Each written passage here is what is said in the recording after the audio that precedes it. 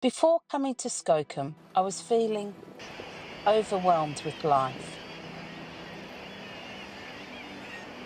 I'm currently doing a master's, and for months I was travelling 6 hours a day, 3 days a week, just to get to uni, while working more than 15 hours a week. Before that, I'd just finished my undergraduate degree, and within days of getting my results, I had already started on my postgrad. I never had time to pause. I was just surviving, determined to do the things I love. According to Jonathan Haidt, the access to social media-enabled smartphones and reliable home Wi-Fi, beginning in the early 2010s, meant that for the first time teenagers, and indeed those under 13 as well, could access social media 24 hours a day if they wished. The effects of this on far from mature brains, especially in those between 11 and 13 at the time, is potentially devastating. Those children would be in their mid-20s today. Of course, this does not apply to all children growing up in the 2010s, but it does unquestionably apply to millions of young adults today across the globe.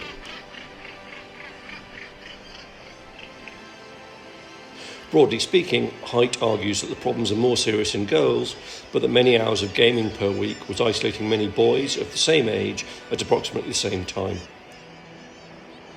As someone who cares hugely for the young adults I teach at university, I find this heartbreaking. Haidt concludes that the impact of the COVID lockdowns of 2010 to 2022 on the development of these young adults was very serious, but that, effectively, many of that age group were already self-isolated to an extent before 2020. So that, very distressingly, much of the damage that COVID lockdowns could have done had already happened beforehand.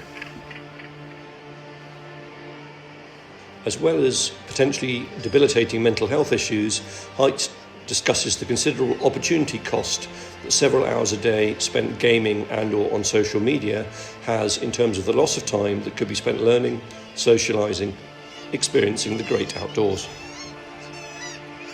It is not just mental health issues that may be at play here. These adults may also struggle to concentrate and to learn, as well as potentially struggling to form strong and healthy relationships, both platonic and romantic. I didn't come to Skokholm expecting some big emotional breakthrough. Skokholm is home to over 6,000 pairs of puffins, and it's one of the UK's most important seabird breeding islands. So I signed up because I thought it would be a good place to photograph seabirds, and to finish my assignment, that was the plan.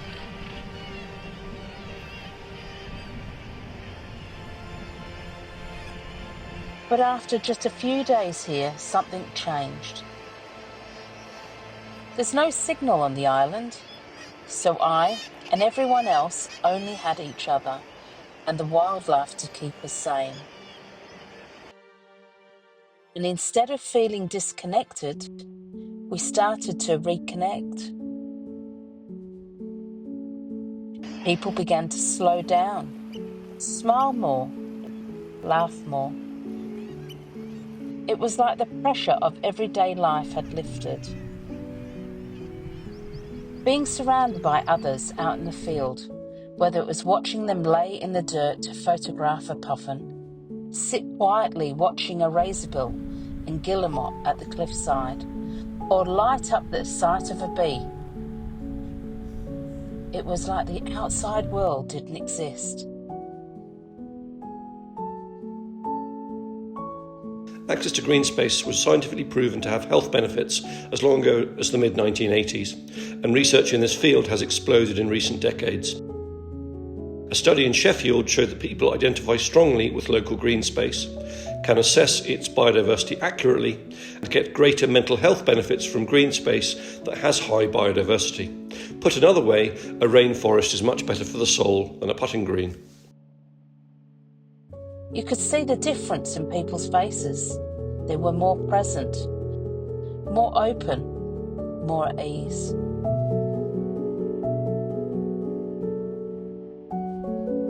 And that's another thing I didn't expect, was the people. During my course, I spent most of my time alone. That long commute meant I wasn't around much. I'd go in, study, leave. I didn't really get to know anyone. It was very isolating. So when I arrived on Skokkum, I wasn't sure what to expect. But being around people who loved the same things as I did and who were just as tired as I was felt grounding. Like I wasn't going crazy for feeling the way I did. No signal meant we were really there, present in the moment. We talked, walked, watched birds for hours, even swam together in freezing water. And in those small moments, there was connection. We all carry stress in different ways, but here, on this little remote island, we were allowed to slow down and to just be ourselves.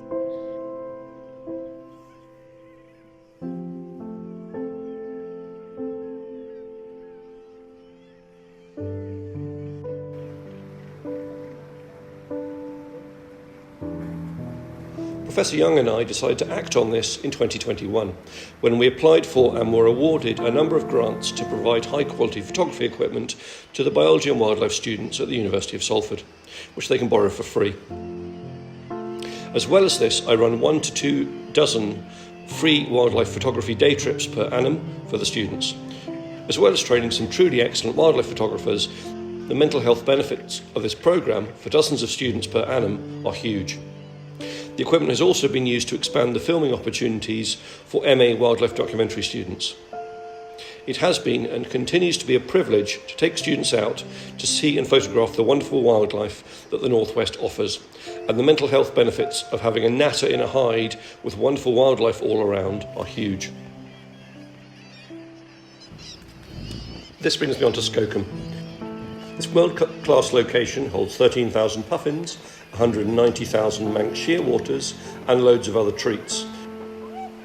And since 2023, I've been organising a week-long trip here in peak puffin season, where we have the island to ourselves except for the permanent staff. It is an absolute joy for myself, the other lecturers, thank you Vix and Alice, and the 50 plus students who've come here to date. I earnestly hope that at least some healing has been achieved by these efforts of the last 2 years. I think sometimes we forget what we're even working so hard for. Whether you're studying conservation, science, art, it's so easy to get lost in the deadlines and the burnout.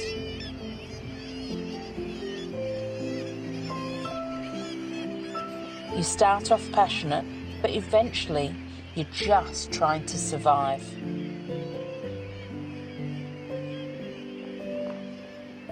And that passion gets buried under everything.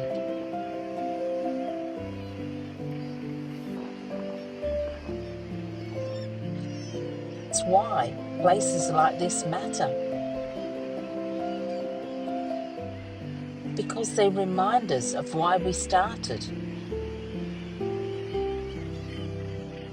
Skokkum Island didn't change who I am, but it reminded me of what I love doing